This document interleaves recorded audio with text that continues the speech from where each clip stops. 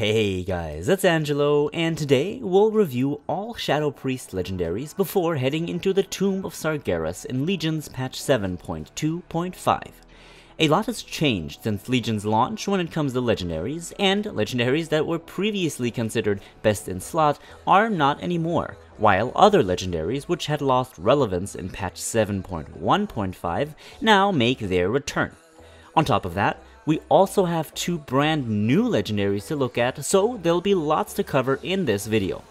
We will also go through the relevance of all legendaries currently, and we'll explore how each legendary is used, as well as giving a finalized ranking. So, of course, without any further ado, let's go right ahead and have a look. Since launch, our legendaries have seen a lot of changes, which caused shifts in gameplay dynamics and legendary power rankings. The bracers, for example, which had been vastly superior for patch 7.1.5, are now less so, due to the nerf to the void bolt damage increase they had received. The belt is another example, which was considered best in slot right after launch, was nerfed down to 1 extra charge of Mind Blast rather than 2, resulting in it to drop from its throne. But due to the new tier set bonus, the belt sees a return to the top tier as it synergizes so exceptionally well with the new set pieces. Sepha's Secret is now incredibly strong also, as the base stats and the extra 2% haste flatline make it very strong in pretty much any given situation, whether or not it procs or not. On the screen, you'll see a rundown of all the recent legendary changes that will be present going into the Tomb of Sargeras, and I'll let those sit with you for a few more moments before we break them all down.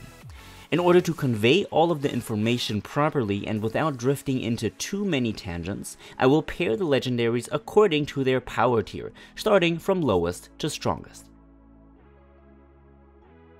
In our lowest tier, we will find the legendary trinket, so Kill Jaden's Burning Wish, the crafted legendary, the Twins Painful Touch, which is one of the rings, the head, and one of our new legendaries, the Soul of the High Priest.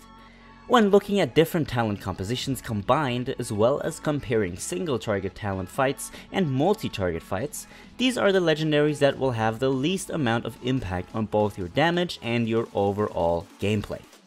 The crafted legendary has very nice stats, but its passive bonus is rather literally irrelevant for competitive PvE content, so that explains its low output. The Twins Painful Touch is a very situational legendary and does better at DPS padding honestly than it actually does on increasing your raw and realistic damage output.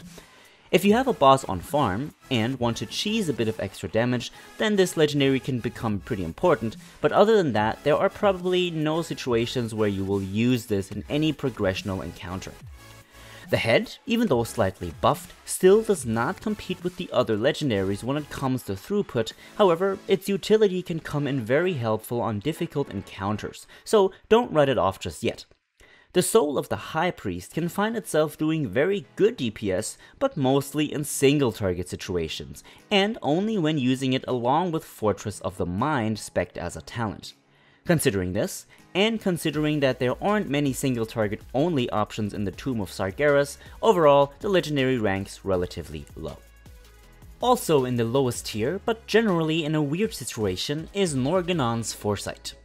The legendary does give a solid damage increase, but only if it could be used perfectly, and most of the time that is not possible, as you are either forced to move before the buff takes effect again, or you're forced to move too much, making it very clunky to fill in spells into your time frame properly.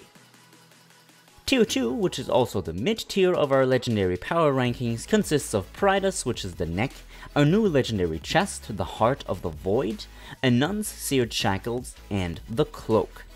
Pridus is always a solid pick not only during early progression in a new raid, but also for Mythic Plus dungeons. Its stats are beautiful, and its passive shield allows for a lot of survivability, and even though that does not directly give you a damage increase, surviving mechanics or being able to soak a mechanic that would usually kill you means that you can actually do more damage during that time. The new legendary chest increases the damage done by your Void Eruption by 300%, which actually results in your Void Eruption taking up a pretty relevant spot in your damage output. This legendary is especially strong in Mythic Plus, but is also very strong in multi-target fights in any raid. It falls a bit behind in single-target encounters when comparing it to other legendaries, but that does not make it weak in any way, shape, or form. The bracers, after all the nerfs that had happened, unfortunately fall behind quite a bit, which is especially true when considering that we will most likely be playing with Auspicious Spirits as a talent from now on out, as it begins to outweigh Sand Lane, and synergizes well with Mindbender and also our new tier set. The bracers will still be strong when using Sand Lane on multi-targeted fights, but apart from that, they have certainly had their strength cut. Lastly, in this tier we have the Cloak. Now, what makes the Cloak strong is, apart from its relatively decent stats, of course its Shadow Word Death effect. The proc allows you to stay in Void form for longer, or to get back into Void form a lot quicker. This, combined with its use of during the movement heavy phases, make it pretty competitive when placed in an actual gameplay environment, so rather than just looking at simulations, in an actual fight it is pretty strong. Finally, let's look at our top tier legendaries. The list of our best legendaries is dominated by Cephas Secret, the Belt, and of course the Shoulders. Cephas, even without a proc, dominates the list as the stats and the flat 2% haste make it perfect for the class. If you do make a proc, it becomes even stronger, and both of these great aspects combined make it our best legendary currently, hands down. The Belt is incredibly strong due to the fact that it is able to extend your Void form, while also allowing you to get into Void form a lot faster. On top of that, it also allows for more fillers with Mind Blast, so that you don't have to always fill with Mind Flay while Void Bolt is coming back up, and Mind Blast is still on cooldown. Also, as mentioned before, the Belt goes well with your new tier 20 bonus, as your Mind Blast damage and Insanity generation are buffed by 3% per Mind Flay tick, stacking up to 10 times, so 30% in total. This combined with your Force Set bonus, which lets Insanity drain 10% slower while in Void form, makes the use of your Mind Blasts incredibly important and very rewarding, so having one extra charge is incredibly awesome. The Shoulders, on the other hand, are very well rounded. Even though they don't have the best stats particularly for this patch, their effect offers you smooth, extended Void forms, and also allows you to bring more Void form stacks into your lingering Insanity, which, once more, means you'll be in your next Void form a lot quicker and therefore actually longer. The Shoulders once more perform great in both single target situations and multi-target situations, and aren't too bad in AoE heavy encounters. Now, I leave the complete list up for you once more, just so that you see my direct comparison of all legendaries in front of you.